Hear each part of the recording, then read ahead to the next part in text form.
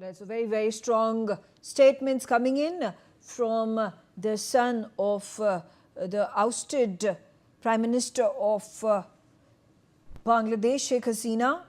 Sajeeb Wazed Joy has spoken about the rampant corruption, electoral collapse, and how there have been hundreds and thousands of Awami League members who have been put behind bars without trial, without any charges. He has questioned the freedom of expression that has been. Okay, before I complete that, we're getting to know. You and thank you for everybody who present here or who are listening. Distinguished journalists, members of the Foreign Correspondents Club of South Asia, respected guests, friends of Bangladesh, ladies and gentlemen, Assalamu alaikum. I thank the Foreign Correspondents Club of South Asia for giving me the opportunity to speak to you. I also thanks the journalists who continue to follow events in Bangladesh with seriousness and courage. Journalism has a duty to seek truth, especially when power tries to hide it. In difficult moments of history, that duty becomes even more important. Today, I speak not only as someone who had the honor of serving Bangladesh 5 times as a prime minister, but also as the daughter of the father of the nation, Bangabandhu Sheikh Mujibur Rahman. I speak as someone who has spent her life with the people of Bangladesh. I was forced away from my country, but I was never separated from my people. Before I speak about the present crisis, I pay my deepest homage to the father of the nation, Bangabandhu Sheikh Mujibur Rahman, to the Saline national leaders, and to the 3 million martyrs of our war of liberation. I also remember with profound grief and members of my own family, whom I lost on 15th August 1975.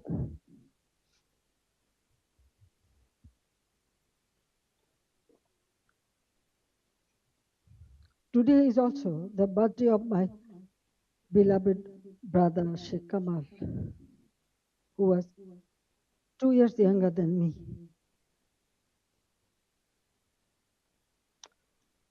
He was a valiant freedom fighter, a youth leader, a sports organizer, and a cultural activist. His life represented the courage, creativity, and patriotism of the young generation of Bangladesh. I remember him today with deep love, pain, and pride.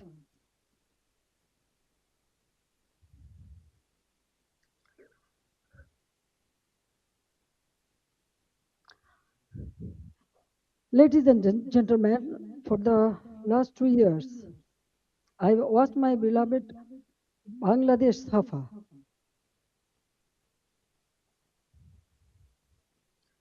Fear has entered homes, workplaces, and campuses.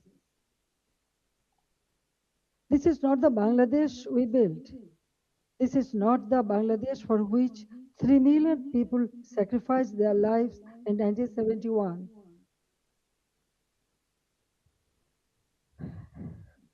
Let me begin with the truth about July and August 2024.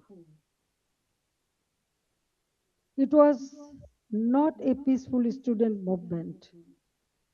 From the beginning, my government tried to resolve the issue peacefully through dialogue, legal process, and patience. But behind the language of reform,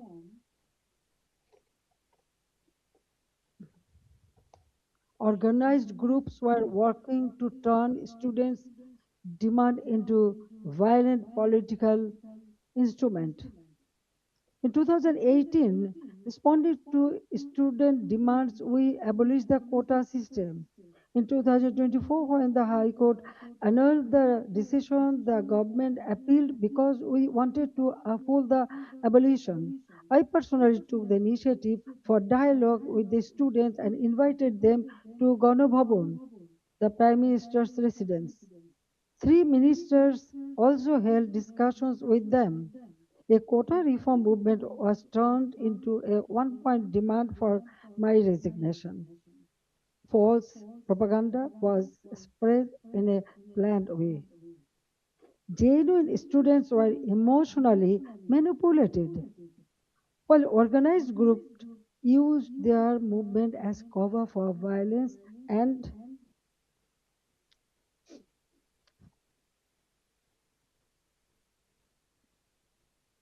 violence and regime change. Muhammad Yunus himself said this was a meticulously designed movement led by a mastermind. His own words exposed the truth. It was not simply a spontaneous student protest. There was no visible or responsible leadership. Instructions were given invisibly. It was organized, directed, and used to create a path to power outside the ballot box. From July 15th, the character of the movement changed. Killings, arson, attacks, and looting began. State property was destroyed. Bangladesh television was attacked and set on fire. So was different buildings like Shetu Bhavan, the Directorate General of Health Services, the EPI vaccination program building, Farmgate Metro Rail Station, flyover, Mohakali Elevator Expressway, science research facilities, the Disaster Management Office, a national database center, a COVID-19 special hospital, Bangladesh Medical University, residential hotels, industrial facilities, businesses, prisons, and including Noshingdi and other district jails were attacked, vandalized, or burned. All the terrorists, criminals were released. Awami League offices were vandalized across the country. Leaders and workers were attacked and killed. Homes of ministers and senior figures associated with my government were looted and burned. The media was also targeted. Nearly 50 media center, private television stations, and newspaper offices were attacked or set on fire. Journalists were killed. Law enforcement agencies came under organized attack. Police, sepai, the other officers were killed and their bodies were hung from flyover. Around 460 police stations were outposted or set on fire, and in some, personnel were trapped inside buildings and burnt alive. Weapons were looted. Officers were beaten to death.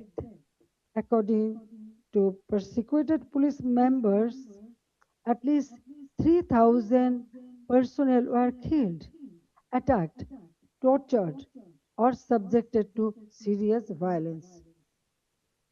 So, I ask a simple question. In such a situation, what is the duty of law enforcement?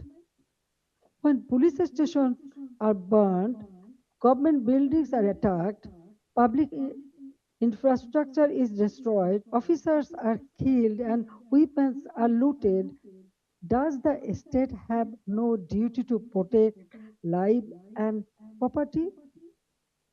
In every country, law enforcement has a responsibility to protect citizens, state institutions, and their own lives.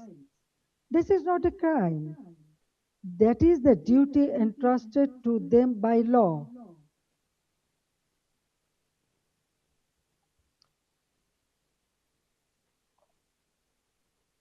At the same time, I wanted the truth to be known. That is why I formed a Judicial Inquiry Commission on 18th July 2024. Its purpose was clear. Every casualty had to be investigated. Every incident of violence had to be examined, and every family deserved to know the truth. I met victims' families, visited the injured, and instructed the authorities to provide the highest level of medical treatment free of cost.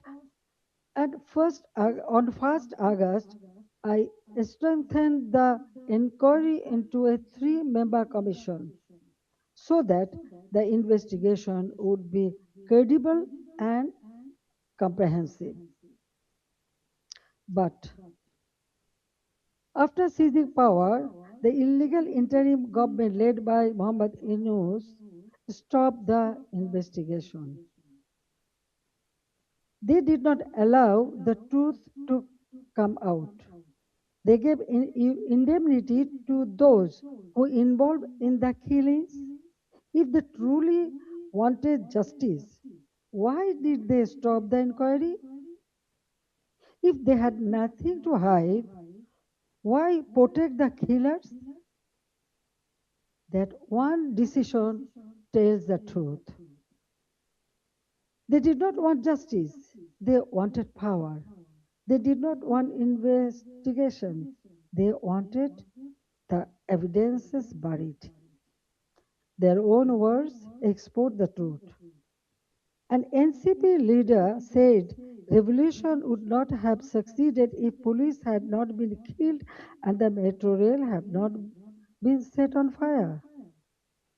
A BNP leader in Sirazganj also said publicly that Enayatpur police station was burned and police were killed to make the revolution succeed. These statements show that the July August movement was not merely a quota reform movement. It became a coordinated assault on constitutional order driven by hidden instruction, organized violence, and propaganda. The conspiracy did not end on 5th August. After 5th August, violence became a campaign of political persecution.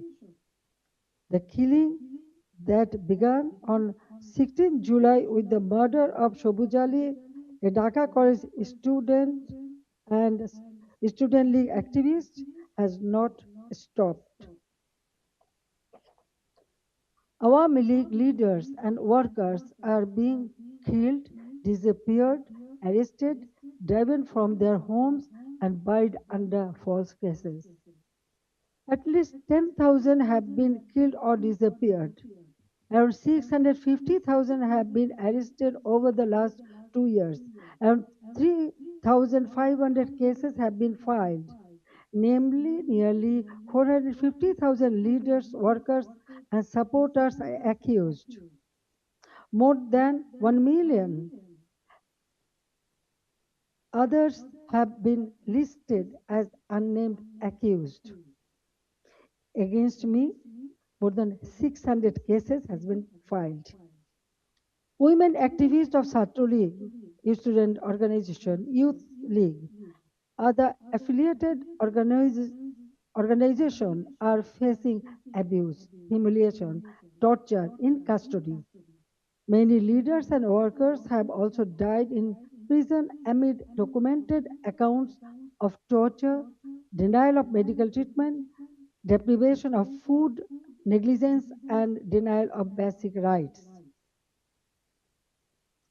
The persecution is not limited to the Awami League members of only. The member of minority community, judges, lawyers, intellectuals, cultural figures, journalists, professionals, workers, even rickshaw pullers, farmers, ordinary citizens have been attacked, arrested, or accused in murder cases. No one who stands for the spirit of the liberation war is safe. Symbols and memorials of our liberation war have been destroyed. Freedom fighters have been humiliated with garland of shoes. The historic residence of Bangabandhu Sheikh Mujibur Rahman, the Bangabandhu Memorial Museum at Dhanmondi 32 has been attacked and demolished in phases. This is not random violence. This is an attempt to erase the spirit of the liberation war from Bangladesh. Muhammad Yunus himself spoke of pressing a reset button to whip away the country's previous history. They want to erase the liberation war, they want to erase Bangabandhu, they want to rewrite Bangladesh against the foundation on which it was born. Convicted war criminals have been released, militants and top terrorists have been freed. Even after a staged election brought the BNP to power, the situation did not change. Bangladesh remains a grip of fear, terror, repression, economic hardship, and deep insecurity. Now, look at the condition of the country. The progress we built has been destroyed, and ordinary people are paying the price. GDP growth has fallen to 2.22% compared with 6.80% during the Awami League government. Industrial production has fallen sharply. For the first time in 54 years, the industrial sector has faced negative growth. Defaulted loan in the banking sector have reportedly risen from 13% to 47%. Poverty has increased from 18.60% to 46.8%. Investment has turned negative. Job creation has collapsed. More than 2 crore people have newly fallen into unemployment. Over 500 industrial factories have closed. More than half of industrialists and business owners are either in prison or forced into hiding. The government is running by borrowing 700 to 900 crore taka from banks every day. Project costs have been increased by 50% to 250%. At the same time, militancy is rising. Women and children are facing torture, rape, humiliation. And ordinary people no longer feel secure in their own lives. Extortion, murder, kidnapping have become regular features of daily life. These are not just numbers or isolated incidents. Behind them, there is a family, a worker, a farmer, a small business owner, a mother who cannot buy food for her children, and a young person who no longer see hope. But let me also remind you what Bangladesh had achieved. The welfare of the people has always been the purpose of my deep politics. My father of the nation, Bangabandhu Sheikh Mujibur Rahman, gave his life for the ideal, and I have carried the ideal with full commitment.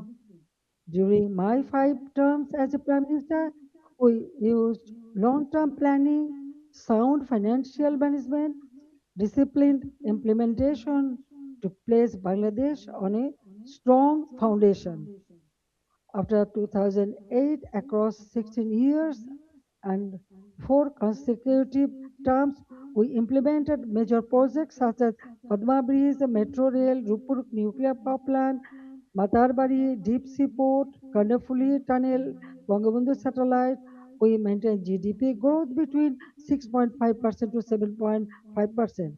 Our development projects were not vanity projects, they were part of building national capacity.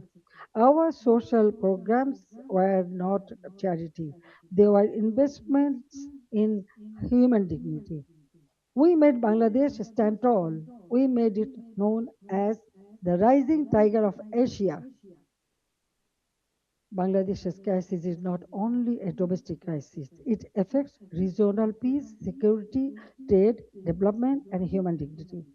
That is why I call upon the international community and all the friends of Bangladesh to stand with the people of Bangladesh in their struggle for democracy, justice, and peace. A stable Bangladesh matters for South Asia, for the Bay of Bengal, for development partners, and for all countries that believe in democracy, rule of law, and justice. The next decade can be a decade of recovery and renewal, but only if democracy is restored and the people are allowed to decide their own future. That is why I make these demands clearly. The ban on the Awami League must be lifted, political prisoners must be released, false cases must be dropped, freedom of speech must be restored, media freedom must be protected, judicial independence must be guaranteed. Law enforcement agencies must serve the people, not those who use power for revenge. These are not demands for one party only. There is necessary steps to save Bangladesh. Whatever fate awaits me, I will return to my people. I cannot stay away while my beloved countrymen are suffering. I know I may be detained, I may be sent to prison. They may try to enforce verdicts issued in fabricated cases, but fear cannot decide my duty to the people. My life moved beyond calculations of personal safety long ago. In 1971, I was in imprisonment with my mother. My son, Joy, was born in captivity. In 1975, I lost my family. I spent 6 years in exile. After returning home, I fought against military ruler, dictatorship, and political conspiracies. There were 19 assassination attempts against me. Even the grenade attack of 21st August 2004 could not stop me. Therefore, I am not worried about my own future. I am worried about the future of Bangladesh. I want to return because the people deserve security, development, prosperity, and peace. They deserve a state that protects them, an economy that gives them opportunity, and a democracy that gives them rights. My return and the return of the Awami League to the democratic process is not about power. It is about putting Bangladesh back to the right track. It is about reviving the country's path of development, progress, secularism, stability. I want to return to Bangladesh to one purpose, to stand beside the people and help improve their lives. The people are the source of all power. I believe in them, I trust them, I love them, and I will return to them. Joy Bangla, Joy Bangabandhu. Thank you very much for listening me and giving me so much time. Thank you.